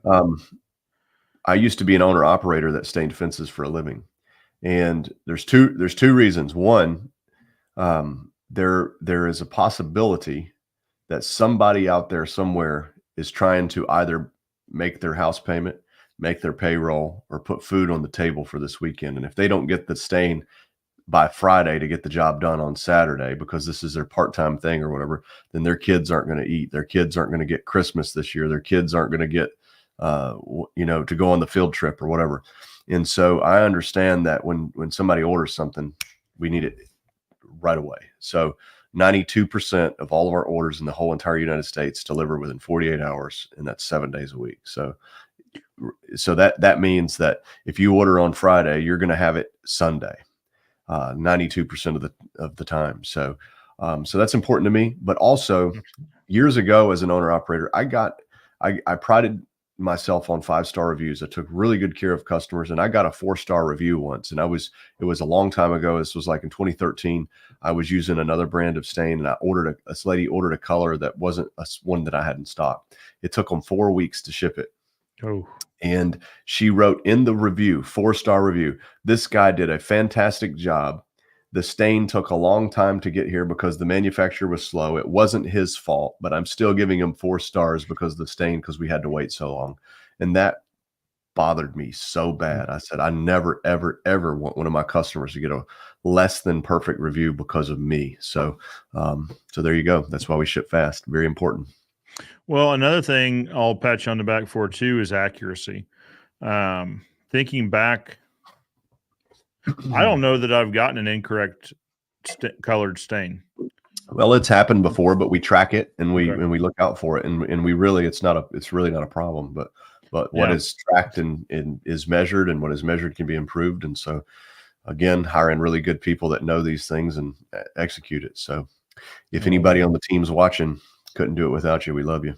Yeah, kudos to the team. I mean, that's the thing. They make the contractors look good just because the stain shows up fast. It's right. It can be applied quickly. I absolutely agree. The team you've got makes it very easy to do business with you guys, and it makes us look good just because we can then provide that level of service to our customers. Yeah, that's the way it is. It's the only way to be. Agreed. Caleb, we'll have to do this again in about a month. I'd like to have you on about once a month and talk about all things fence and fence stain and wood care in general, and go from there. I agree with you. And so remember, a fence is not done until it's finished. Remember that. I love that. I love that. You got to stain your fences. A fence is not done until it's finished. I love that. My dad used to, it reminds me of this saying my dad had that is nothing related to that. But when I was younger, I'd always ask, the typical kid, hey, are we almost done? Are we done yet? And all that. He goes, yep, the only part left is the finishing up. And it'd be like 4 hours of finishing up. He's like, everything's done but the doing. My wife sent me that review, Joe. Let me read it to you. I know we're keeping everybody's attention, but it's 4 stars. It says, we received good service overall. Caleb was responsive to all our needs and questions. The only thing keeping me from rating them 5 stars is the severe delay on them getting the stain from the manufacturer, delaying our job by almost 2 weeks. There was a few days of rain as well, but the biggest delay was the stain manufacturer not delivering our stain in a timely manner. And I said, I never want to be responsible for somebody getting that review, because there's nothing worse than being helpless. And I was helpless in that situation. I could not control it, and I don't like being out of control. So that's why we ship fast. It's about just customer experience. So obviously that customer had a less than stellar experience. They had a 4-star experience instead of a 5-star, but also that tied up your cash flow for another couple of weeks. Sure it did. But that lady called us back. I think that's been quite a few years ago. We've stained her fence 3 times in total that time, and then 2 more times since then. And I think we just did it late last fall, the 3rd time. So we've kept that customer long term. But it just goes to show you, I remember that. I remember that situation. And so I never want to put somebody in that same thing. Well, and until that customer had a repeat, dealings with you, where you could show her you were responsive and the stain came in really quick and all that. If someone would have asked her, she would have probably told them that. Right. That first experience was like, well, listen, the fence looks great. The stain, they did a great job, but I did have to wait another couple of weeks, and but once you had the opportunity to go out there and do more work for her, and she realized that wasn't standard, she probably shares her most recent experience, but unfortunately, sometimes that's the only opportunity we have to make an impression with the customer. Well, but this also leads into to growing your business so that you can hold stock. You hold inventory, you hold stock, so you don't have these problems, or at least they don't compound as much. So, anyways, I know everybody's got to go. So, thank you so much, man. It's been a pleasure. Of course, Caleb. It's always good having you guys on. Guys, as always, be sure to tune in next Saturday, 10 a.m. Central. So next Saturday is probably going to be right as close to an hour as we can, because we've got the HBA home show next weekend. So I'm going to do the show live from the studio, and then I'm going to hop in the vehicle and head over to the home show. So be sure to tune in no matter where you like watching this content, whether it be Facebook, LinkedIn, or YouTube, next Saturday, most every Saturday from 10 a.m. to, I say 11-ish. It's noon here Central. So sometimes we get to talking, and you don't want to cut a conversation like this short, because we're covering a lot of good ground like we did today. But we always start at 10 a.m. Central, and we end when the conversation's over. That's actually, we ought to write that one down. Starts at 10, ends when the conversation's over. All right. With all that being said, guys, again, Caleb, thank you so much. If you guys have questions, comments, or et cetera about staying, please reach out to Caleb's team. They take really good care of us, and they'll take really good care of you. For now, Joe Everest, the fence expert, reminding you that good fences make good neighbors. And Caleb, what's your tagline? Oh, it's not done till it's finished. The fence isn't done till it's finished.